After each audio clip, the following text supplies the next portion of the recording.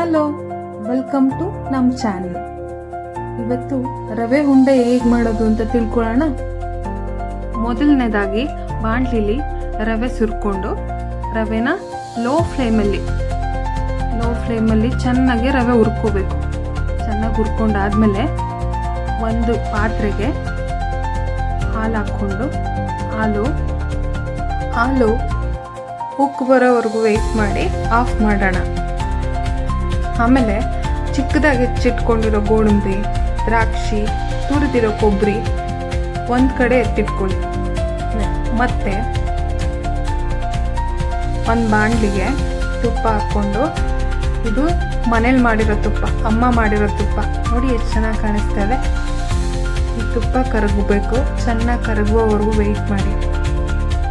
ಕರಗಿದ್ಮೇಲೆ ಚಿಕ್ಕದಾಗಿ ಹೆಚ್ಚಿಟ್ಕೊಂಡಿದ್ವಲ್ಲ ಗೋಡಂಬಿ, ಅದು ಹಾಕ್ತಾ ಇದ್ದೀನಿ. ಅದು ಸ್ವಲ್ಪ ಲೈಟಾಗಿ ಫ್ರೈ ಆದಮೇಲೆ ದ್ರಾಕ್ಷಿ ಹಾಕೋಣ. ಎರಡನ್ನೂ ಫ್ರೈ ಮಾಡಿ 1 ನಿಮಿಷ ಫ್ರೈ ಮಾಡಿ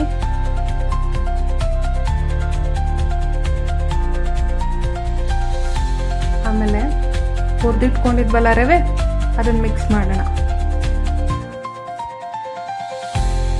ಹಾಗೆ ನಾವು ಇನ್ನೂ ಬಿಗಿನರ್ಸು, ನಮ್ಮ ಡಿಶಸ್ಸಲ್ಲಿ ಏನಾದ್ರು ಮಿಸ್ಟೇಕ್ಸ್ ಇದ್ದರೆ, ನಿಮ್ಗೆ ಏನಾದ್ರು ಸಜೆಷನ್ ಕೊಡೋ ಥರ ಇದ್ದರೆ ಪ್ಲೀಸ್ ಕಮೆಂಟ್ ಮಾಡಿ, ನಾವು ತಿಳ್ಕೊತೀವಿ.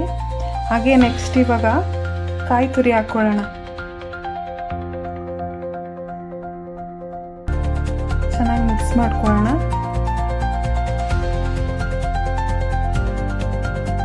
ಚೆನ್ನಾಗಿ ಮಿಕ್ಸ್ ಮಾಡಿಕೊಂಡು ನೋಡಿ ಎಷ್ಟು ಚೆನ್ನಾಗಿ ಕಾಣಿಸ್ತದೆ, ಎಷ್ಟು ಹುಡಿಯಾಗಿ ಕಾಣಿಸ್ತಿದೆ.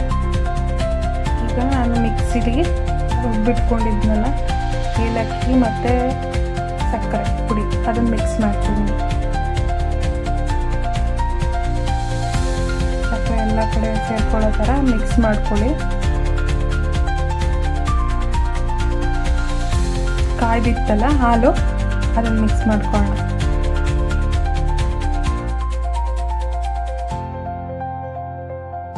ಕರೆಕ್ಟಾಗಿ ಮಿಕ್ಸ್ ಮಾಡಿ ಗ್ಯಾಸ್ ಆಫ್ ಮಾಡ್ಕೊಂಬಿಡಿ.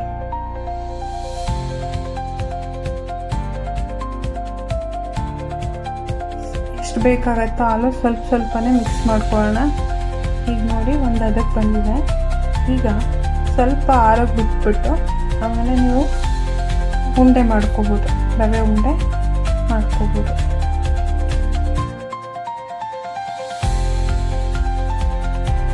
ಒಂದೊಂದೇ ರವೆ ಉಂಡೆ ಮಾಡ್ತಾ ಸ್ವಲ್ಪ ಹೊತ್ತು ಉಂಡೆ ಕಟ್ಕೊಂಡ್ರೆ ಮನೆಯಲ್ಲಿ ಮಾಡಿದ ರುಚಿಯಾದ ರವೆ ಉಂಡೆ ಈಸ್ ರೆಡಿ ಟು ಈಟ್.